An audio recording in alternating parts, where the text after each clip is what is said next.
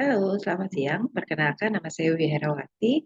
Saya adalah salah satu mahasiswi Universitas Pancasakti semester 4. Di sini saya diberi kesempatan oleh dosen pengampu saya, Bapak Mulyono SHMM, selaku dosen pengampu untuk mata kuliah Sistem Informasi Manajemen. Di sini saya akan membahas dan mempresentasikan untuk ujian tengah semester.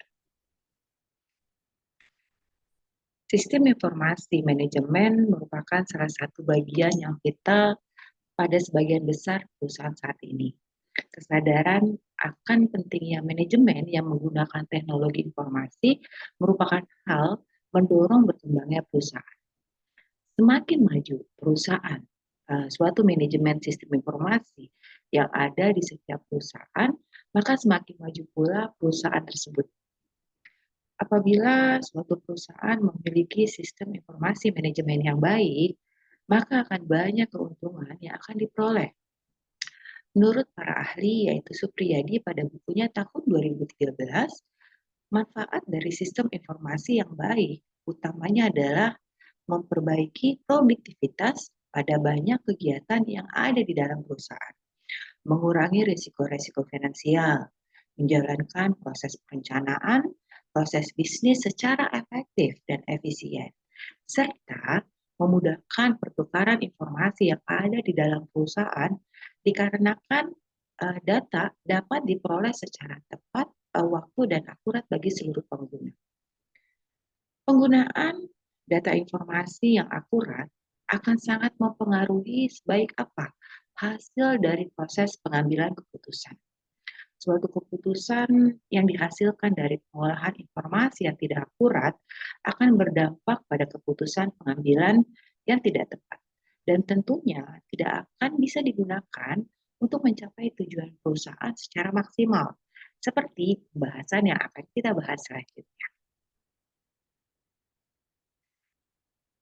Salah satu penerapan sistem informasi yang sudah sangat familiar digunakan adalah sistem informasi manajemen berbasis web.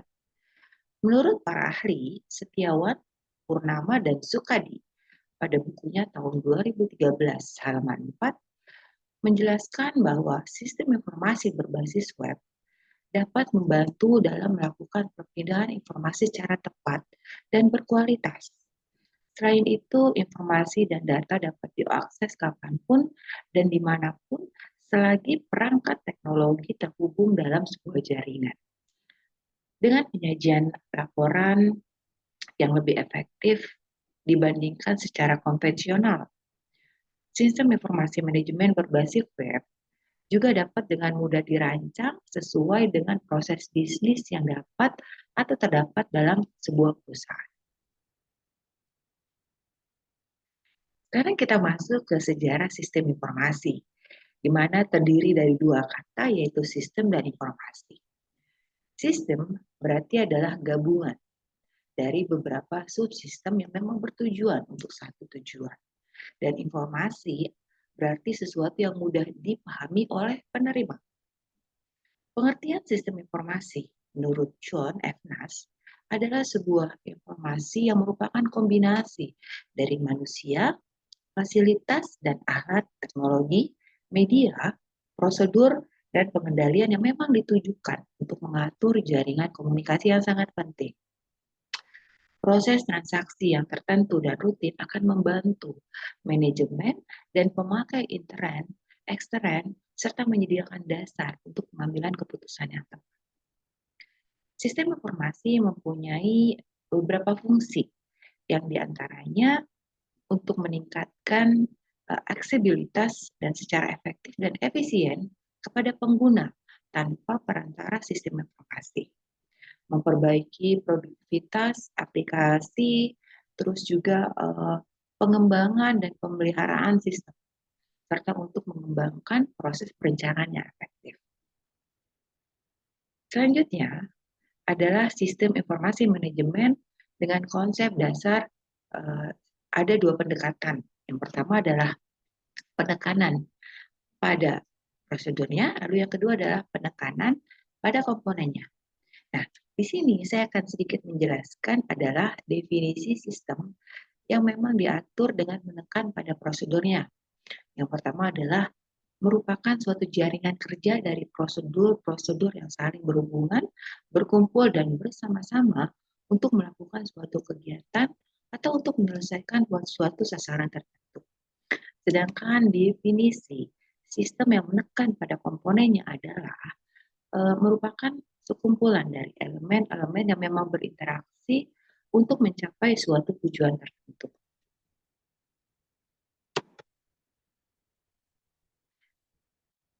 Sekarang kita masuk ke konsep dasar dari informasi. Dalam membuat keputusan, memahami bahwa informasi tidak hanya sekedar produk, dengan bisnis yang sedang berjalan, tetapi namun juga sebagai bahan pengisi bisnis dan menjadi faktor kritis dalam menentukan kesuksesan atau kegagalan suatu usaha. Nah, berikut ini adalah salah satu contoh siklus informasi, di mana semuanya berbasis data, dimulai dari masukan data, lalu memproses, lalu ada keluaran atau informasi, lalu ada penerima informasi, ada tindakan keputusan, dan hasil tindakan serta data ditangkap oleh indera. Nah, tahapan-tahapan tersebut terdiri dari input, proses, lalu output, di mana yang disebut sebagai siklus proses informasi, yang dimana bila tahap telah sampai ke output, maka output tersebut dapat dijadikan input kembali. Dengan demikian dapat dikatakan bahwa informasi yang dihasilkan dapat juga dijadikan data kembali sebagai input untuk proses selanjutnya. Sekarang kita masuk ke pembahasan di mana kualitas informasi tergantung pada 4 hal.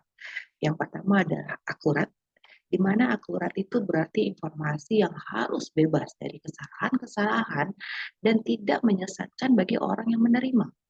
Informasi juga tersebut harus berarti informasi yang memang mencerminkan maksudnya. Lalu yang kedua adalah tepat waktu, di mana ini adalah informasi yang diterima harus tepat pada waktunya. Sebab informasi yang usang atau terlambat tidak mempunyai nilai yang baik, sehingga bila digunakan sebagai dasar dalam pengambilan keputusan akan dapat berakibat fatal. Lalu yang keempat adalah relevan, di mana ini adalah informasi yang harus mempunyai manfaat bagi si penerima. Relevasi informasi untuk tiap-tiap orang satu dengan yang lainnya adalah berbeda. Lalu yang keempat adalah ekonomis, di mana informasi yang dihasilkan mempunyai manfaat yang lebih besar dibanding dengan biaya mendapatkannya, dan sebagian besar informasi tidak dapat tepat ditaksir keuntungannya dengan satuan nilai uang, tetapi dapat ditaksir dengan nilai efektivitasnya. Sekarang kita masuk ke beberapa kegunaan atau fungsi sistem informasi, antara lain sebagai berikut. Yang pertama, meningkatkan aksesibilitas data yang tersaji secara tepat waktu dan akurat bagi para pemakai, tanpa mengharuskan adanya perantara sistem informasi tersebut. Lalu menjamin tersedianya kualitas dan keterampilan dalam memanfaatkan sistem informasi secara kritis. Lalu bisa juga memperbaiki produktivitas dalam suatu aplikasi, pengembangan, dan serta pemeliharaan sistem. Kemudian mengidentifikasi kebutuhan akan keterampilan pendukung sistem informasi. Lalu menetapkan investasi yang akan diarahkan pada sistem informasi tersebut. Lalu mengantisipasi dan memahami konsekuensi ekonomis dari sistem informasi dan teknologi terbaru. Dan setelah itu adalah mengembangkan proses perencanaan yang efektif. Nah, ini adalah contoh-contoh di mana ini adalah kegunaan atau fungsi sistem dari informasi. Sekarang adalah penggunaan sistem informasi manajemen. Penggunaan pertama output komputer adalah karyawan administrasi di bidang akuntansi. Beberapa informasi seperti yang dihasilkan sebagai produk sampingan dari aplikasi akuntansi juga tersedia bagi para manajer, Ketika perusahaan menerapkan konsep sistem informasi manajemen, penekanan akan bergeser dari data menuju ke informasi dan dari karyawan administrasi ke pemecahan masalah. Sekarang kita masuk ke manajer sebagai pengguna sistem informasi. Manajer adalah individu. Kebutuhan informasi yang mereka miliki juga sangat beragam. Namun, beberapa kerangka yang bermanfaat telah dikembangkan sehingga memungkinkan kita berfokus pada peranan informasi dalam pemecahan masalah. Sistem informasi yang bermutu tinggi tidak dapat dikembangkan kecuali profesional sistem informasi dan manajer memahami kerangka manajerial yang menjadi dasar dari organisasi-organisasi modern. Nah, berikut ini adalah peranan seorang manajer atau pimpinan dalam sebuah manajemen sistem informasi. Di antaranya adalah sebagai perencanaan atau planning, lalu yang kedua adalah penataan atau pengorganisasian, lalu yang ketiga adalah penyusunan staff atau staffing, lalu yang keempat adalah pengarahan atau directing, lalu yang kelima adalah pengawasan atau controlling. Selanjutnya adalah manfaat adanya sistem informasi manajemen. Di sini kita bisa lihat ada beberapa manfaat yang didapat atau diperoleh dari sistem informasi suatu manajemen. Di antaranya adalah yang pertama, dapat mengantisipasi dan memahami peluang ekonomi sistem informasi yang memang menerapkan teknologi informasi baru. Lalu yang kedua adalah dapat membantu dan menjamin kualitas dan keterampilan sumber daya manusia dalam memanfaatkan sistem informasi suatu manajemen. Lalu yang ketiga adalah dapat memudahkan akses data yang telah disediakan secara akurat dan real time atau tepat waktu. Dan bagi para user, tanpa perlu melalui perantara sistem informasi secara langsung. Lalu yang keempat adalah mengembangkan perencanaan yang lebih maksimal dan efektif. Sekarang kita masuk ke jenis-jenis informasi. Di antaranya ada Transaction Processing System atau kita sebut dengan TPS. Ini adalah sistem informasi yang terkomputerisasi yang memang dikembangkan untuk memproses data dalam jumlah besar untuk transaksi bisnis rutin seperti daftar gaji dan inventaris. TPS berfungsi pada level organisasi yang memang memungkinkan organisasi bisa berinteraksi dengan lingkungan eksternal. Data yang dihasilkan oleh TPS dapat dilihat atau digunakan oleh manajer. Lalu yang kedua adalah Office Automation System dan Knowledge Work System. Keduanya bekerja pada level knowledge, di mana Office Automation System adalah mendukung pekerja data yang biasanya tidak menciptakan pengetahuan baru, melainkan hanya menganalisis informasi yang sedemikian rupa untuk mentransformasi data atau memanipulasinya dengan cara-cara tertentu sebelum menyebarkannya secara keseluruhan dengan organisasi dan kadang-kadang di luar organisasi. Lalu aspek-aspek dari Office Automation System, yaitu word processing, spreadsheet, electronic scheduling, dan komunikasi melalui voicemail, email, dan video conference. Lalu knowledge work system atau kita sebut dengan KYS. Ini mendukung para pekerja profesional seperti ilmuwan, insinyur, dan dokter dengan membantu menciptakan pengetahuan baru dan memungkinkan mereka mengkontribusikannya ke organisasi atau masyarakat. Sistem informasi manajemen tidak menggantikan TPS, tetapi mendukung spektrum tugas-tugas organisasional yang lebih baik atau lebih luas dari TPS, termasuk analisis keputusan dan pembuat keputusan. Sistem informasi manajemen menghasilkan informasi yang digunakan untuk membuat keputusan dan juga dapat membantu menyatukan beberapa informasi bisnis yang sudah terkomputerisasi atau berbasis data. Sedangkan kita masuk ke implementasi sistem informasi manajemen dalam sebuah perusahaan. Dari berkembangnya teknologi informasi yang ada, maka muncullah yang disebut dengan startup. Startup adalah bentuk perusahaan yang memulai bisnis dengan menawarkan barang maupun jasa yang memang memiliki proses bisnis yang mempunyai keterkaitan yang sangat erat dengan internet. Sehingga tanpa internet, startup tidak akan berjalan.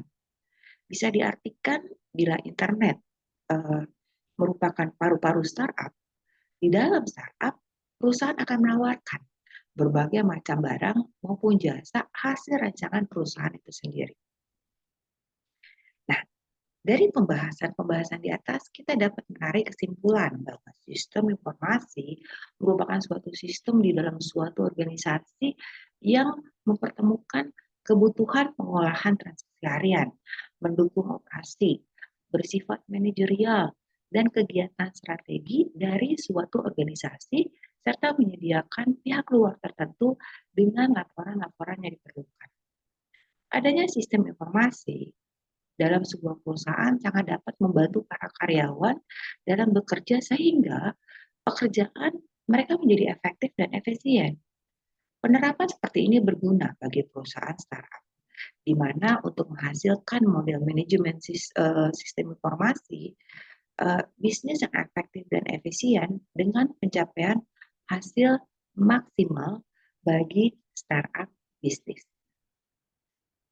Dan ini adalah sekumpulan daftar pustaka yang saya peroleh untuk membuat materi presentasi ini. Mohon maaf bila ada kekurangan, mohon koreksinya dan semoga bisa dievaluasi dan bisa diapresiasikan ke depannya.